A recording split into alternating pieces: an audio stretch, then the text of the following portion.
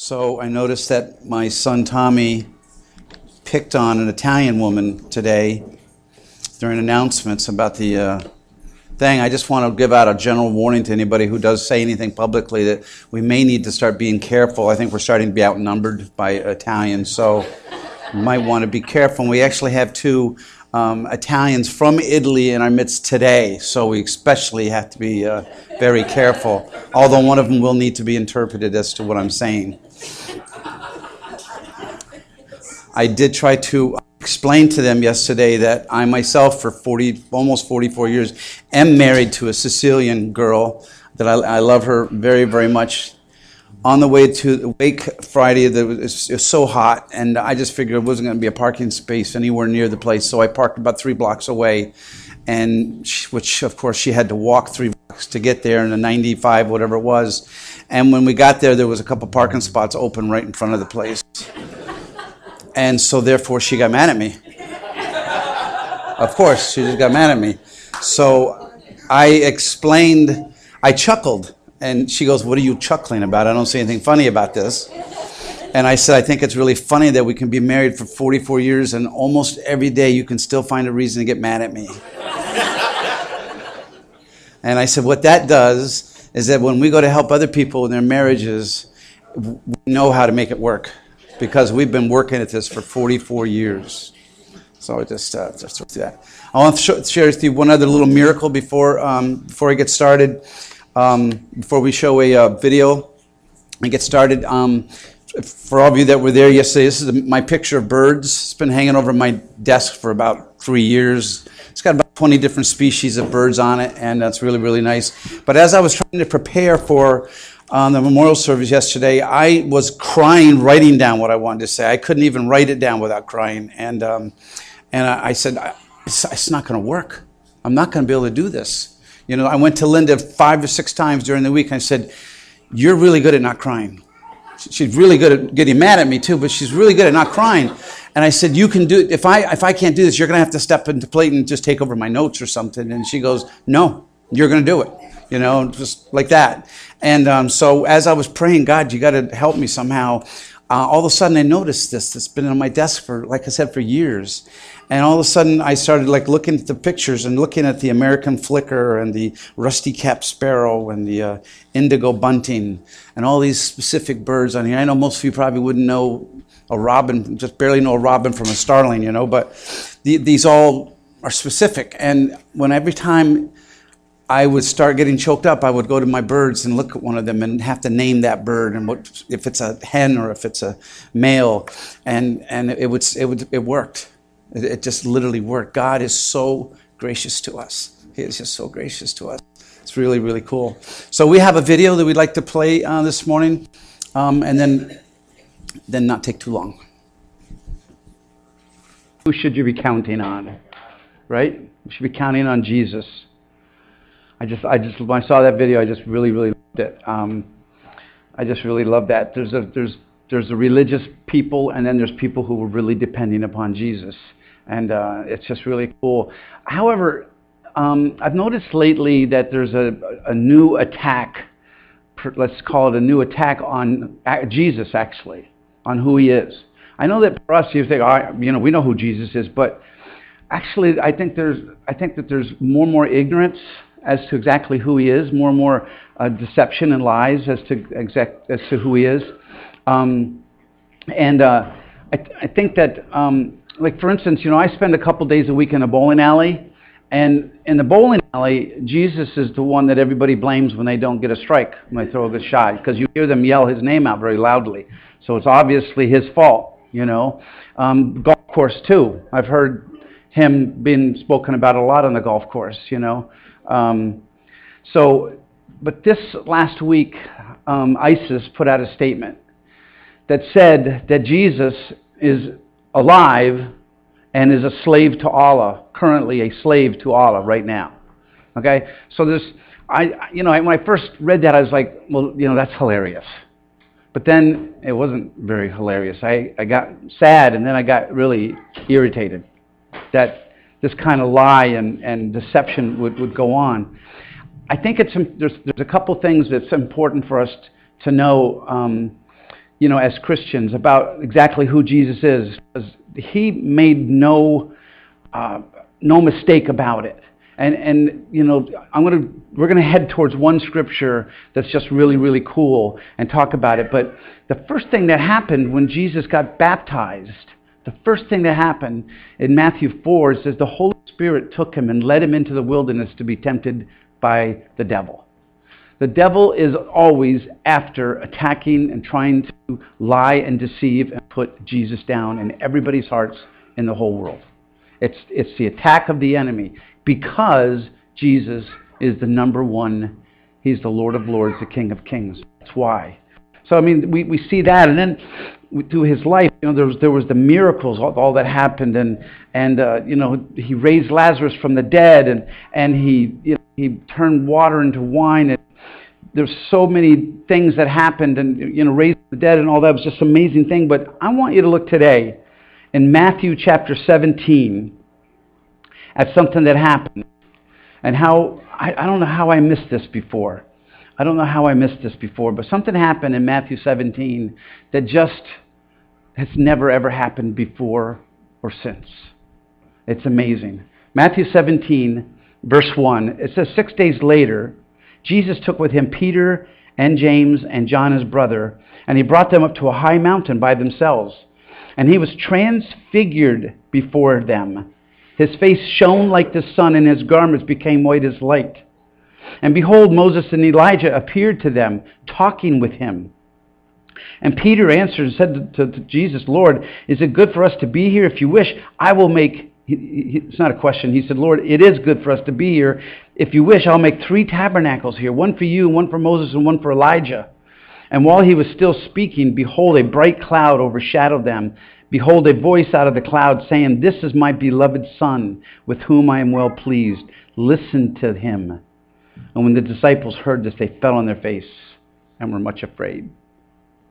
Okay, now let me put this into a little bit more of a modern translation for us. When he went up on the mountain and was transfigured, that literally means that his whole shape was changed. That he actually became a spirit in their presence. He no longer appeared as a man. He appeared as God in their presence. He was transfigured. And when it says that his face shone like the sun and his garments became white as light, as I was explaining yesterday, we only see 10 or 15% of the whole range of light waves that come from the sun. We see 10 or 15% with our eyes. There's so many rays out there that we don't see. UV rays, gamma rays, X-rays, all kinds of radio waves, all kinds of... And when you suddenly could see light in its fullness, it's an amazing thing. And here Jesus suddenly became a light in its fullness in front of them. Imagine. Can you imagine that? And then, of course, Peter gets excited. I'm just like Peter in so many ways. The first thing he's like is like, this is great. Let's build some tabernacles here. This is absolutely fantastic. Let's build some tabernacles. And what happened? Is that from my phone?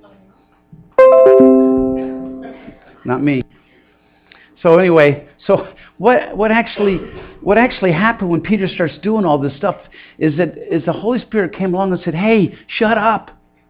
Peter, shut up. Listen. You know why I know that? Because this God has to do that to me all the time. David, just listen. Shut your mouth for a minute. Just listen. You know how I know when somebody talks too much? When I can't get a word in edgewise. And God is always saying that. I don't hear the way that I should because I'm not listening. And I think that's probably for a lot of us. We're just not really taking the time to listen to God. Peter wanted to build a tabernacle for all of them. Webster's dictionary calls it a large building, a tent, a cathedral, or a monastery.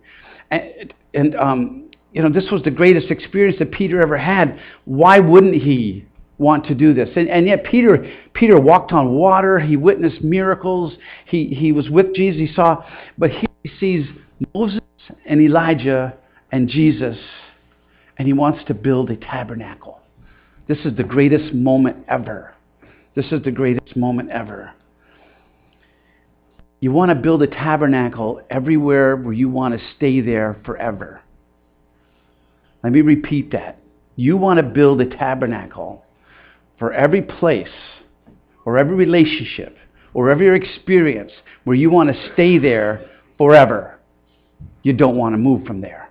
That's the way you want it to be. Do you know what kind of implications that is in our lives? We can see it all throughout church history. They build a monastery and governments had to take them over just to keep the repair on the place. They're so huge. But we have built in our lives tabernacles to things in our own hearts. In so many different ways. So many different ways. Personal experience. One day, years and years ago, God gave me a word to share, and I shared the word. And He just anointed it. It was really great. I loved it. It was just such a good experience. I really loved it. And then about a month ago, somebody asked me to come and share the word with another church. And I said, I'm taking that one because that word's anointed. That's a great word, man. It's going to be great. And I got there and I fell and fumbled all over the place. It was terrible. Because I had built a tabernacle to that word. That was a great experience instead of following God and moving on to what He's got next.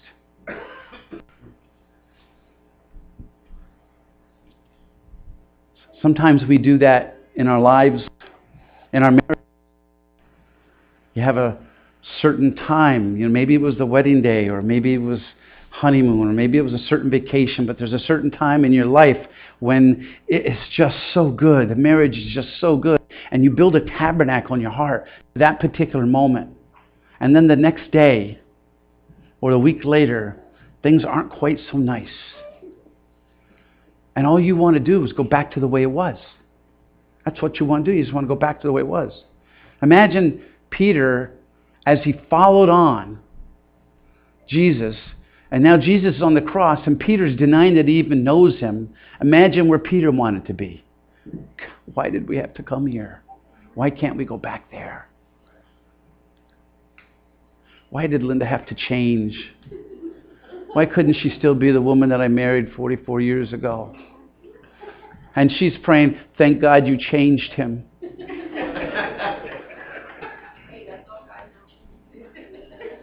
God don't change. Yeah, I'm not going to go down that road right now. We do that with our children. At 5 years old, they're so wonderful. Maybe yours is, but I'm just saying, let's say you have a 5-year-old, wonderful child, and then they get to be 15. When I meet somebody new, brand new, like I'd be at work and I find out something about them. Do you have any children? Yeah, we have a couple of kids. What's their ages? 12 and 11. I go, and one guy's like, what's the matter? I went, nothing. He goes, no, what's the matter? I said, you're in for some really bad years.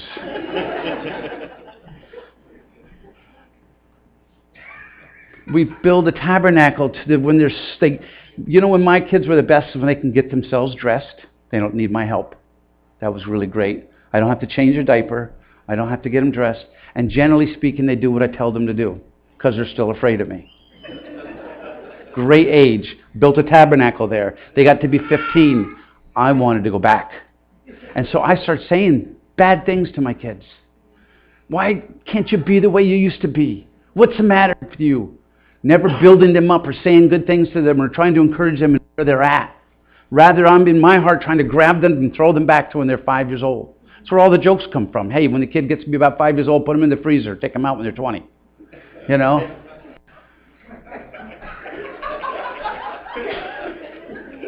I didn't make that up. Heard it somewhere.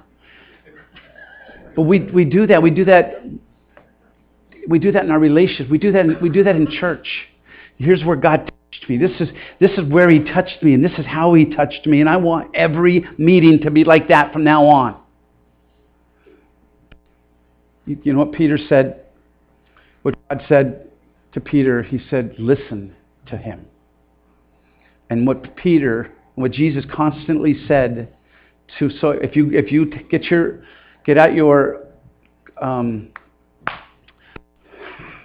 concordance, thank you. She's so smart. You get out your concordance and look up the word follow. And Jesus said, follow me like 100 times. Follow me. And not every day was like the day of the Transfiguration. Not every day they had lots of stuff to eat. One day they walked up to the fig tree and it was dead. There was nothing on the fig tree and they went hungry that day. But you have to follow him to see where he's going. We have to stop building these tabernacles in our lives, in our relationships with our children, and vacation spots and everything else in your life. Move on and listen to what God is saying. In Acts chapter 2,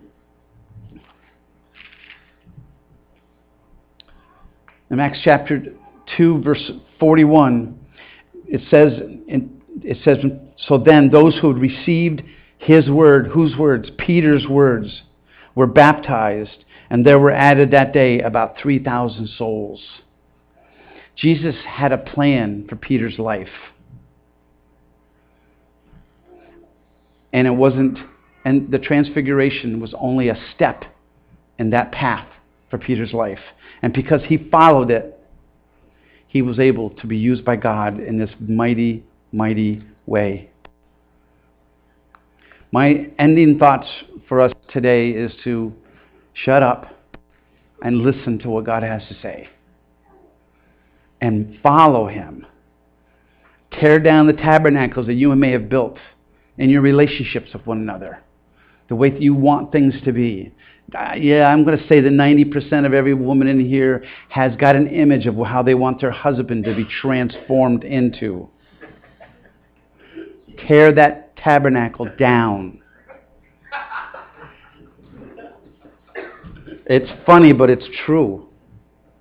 And every guy has the same problem. Why does she have to be so emotional now? She wasn't like this before. Could be having something to do with the 3 kids that she's got in her hands, but She's older now. She's wise. Here's the deal. God is always on the move. He's not standing still. I could read you 100 scriptures in the Bible right now that says, I am going to do a new thing. Even now, it's gonna come forth. God is moving on over and over. He's in the Psalms. He says, "I'm going to sing a new song. I'm going to put a new song in your heart, in your heart. I'm going to do a new thing, a new song in your mouth." Jeremiah 31. He says He created a new thing. God's constantly on the move. He's constantly got new things going on. And if we're not listening, we're not going to follow Him. And then we will erect a tabernacle and we will stay right here, and that's as far as we're going to go. And He's going to have to find somebody new to go to the next step. Don't do that. Don't do that spiritually, with your kids, with your relationship, your spouse, anything. Shut up and listen and be ready to move. In Jesus' name.